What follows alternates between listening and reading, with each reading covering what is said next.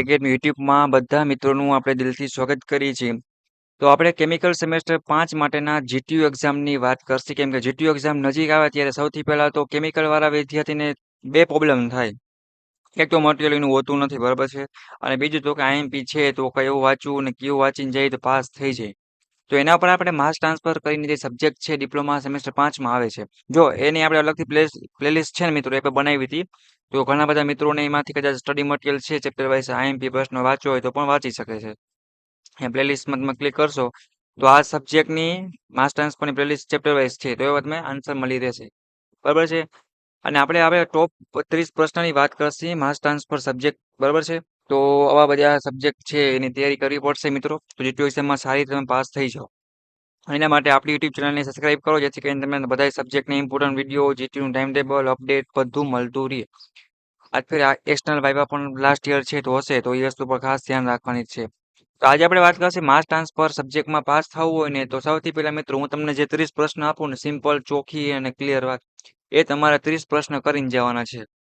જો એ 30 પ્રશ્ન આપણે ક્યાંયથી બીજેથી બહારથી નથી લેવા, તો કે જીટીયુ એક્ઝામમાં તમે પૂછાય ગયેલા ઇમ્પોર્ટન્ટ અને મોસ્ટ આઈએમપી પ્રશ્ન હોય ને એ જ પ્રશ્ન આપણે લીધેલા છે અને ગુજરાતી અને ઇંગ્લિશ બંને લેંગ્વેજમાં આપેલા હશે. એટલે સૌથી પહેલા તમારા આ પ્રશ્ન તૈયાર થઈ ગયા.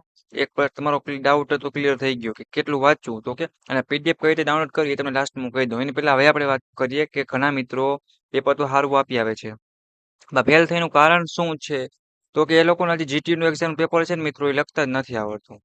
તમે ખોટું ના લગાડતા, હું મજાક મસ્તી નથી કરતો, પણ જસ્ટ સમજવા જેવી વાત છે કે જીટીયુ એક્ઝામ નું પેપર તમને લખતા આવડતું હોવું જોઈએ. એ જે આવડતું નથી એના માટે સ્પેશિયલ આપણે લોંગ વિડીયો બનાવેલ છે મિત્રો કે જીટીયુ એક્ઝામ નું પેપર કઈ રીતે લખવું પેપર સ્ટાઇલ પ્રમાણે, તો એ એક સુધારો. બીજા નંબરનું કે આકૃતિ કમ્પલસરી દોરો એટલે પાસ થવાનો રેશિયો છે, પાસ થવાનો રેશિયો વધી જાય. નકર તમે મહેનત કરીને ઊંધા વરી જાવ ને તો ભેગું માંડ થાય. એટલે આકૃતિ, ફિગર, ડાયાગ્રામ બધું દોરો. ત્રીજા નંબરનું હોય કે જેટલું આવડે છે એટલું ચોખ્ખું અને વ્યવસ્થિત આકૃતિ સાથે ક્લીન અને પોઈન્ટ પાડીને લખો, જેથી કરીને માર્ક્સમાં ગ્રો જોવા મળે. ચોખ્ખું અને ક્લીન લખવાનું, બરોબર.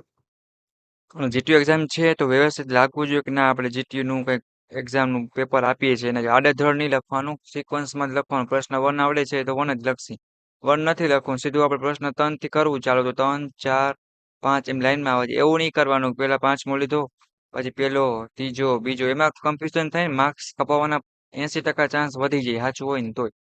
રેડી, એટલે આ મેં તમને વસ્તુ કીધી એ રીતે તમારે કરવાની છે. અને હવે હું વાત કરીશ કે આ જે મટીરિયલ છે એ ફ્રી ઓફ કોસ્ટ છે, એનો કોઈ ચાર્જ નથી.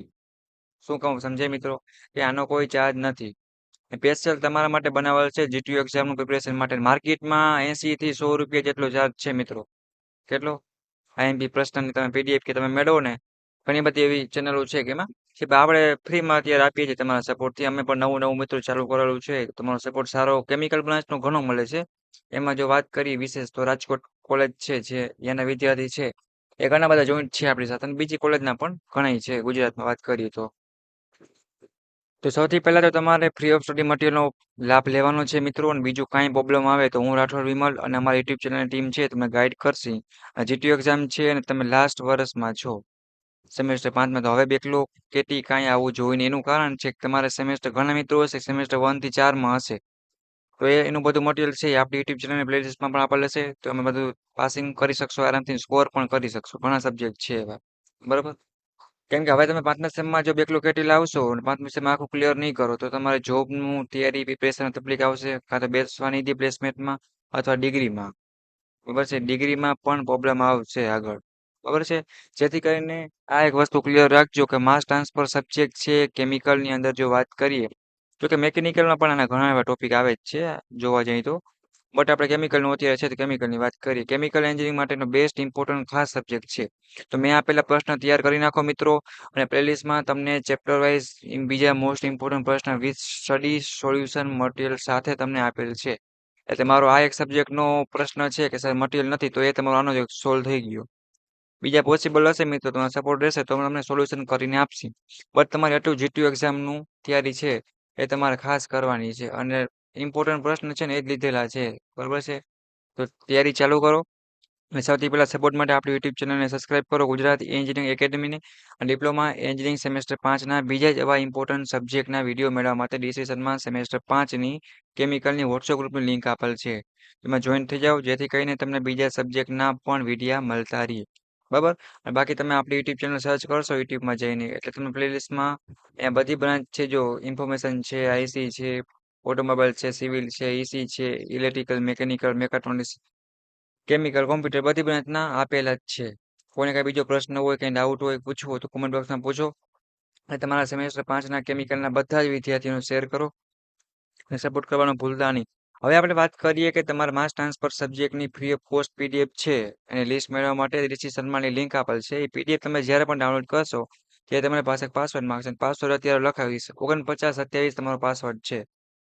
4927 બરાબર છે. 4927 મીન્સ કે 4927 આ તમારા પાસવર્ડનો યુઝ કરી અને તમે માસ ટ્રાન્સફર સબ્જેક્ટની ફ્રી ઓફ કોસ્ટ જે ડિસ્ક્રિપ્શનમાં લિંક આપેલ છે એ તમે ડાઉનલોડ કરી શકશો. Mass transfer to diploma chemical new પર સિલેબસ. રેડી? તો વિડીયોને પૂરો કરીએ છીએ. નેક્સ્ટ મુલાકાત લેશી. ઓલ ધ બેસ્ટ એક્ઝામ માટે. કઈ ડાઉટ હોય તો પૂછજો અને સપોર્ટ કરવાનું ભૂલતા નહીં મિત્રો. બીજી કઈ તમારી હેલ્પની ટોપિકની જરૂર હોય તો કોમેન્ટ કરજો. આપણે ચોક્કસ એના પર વિડીયો બનાવી આપશે. Okay, thank you.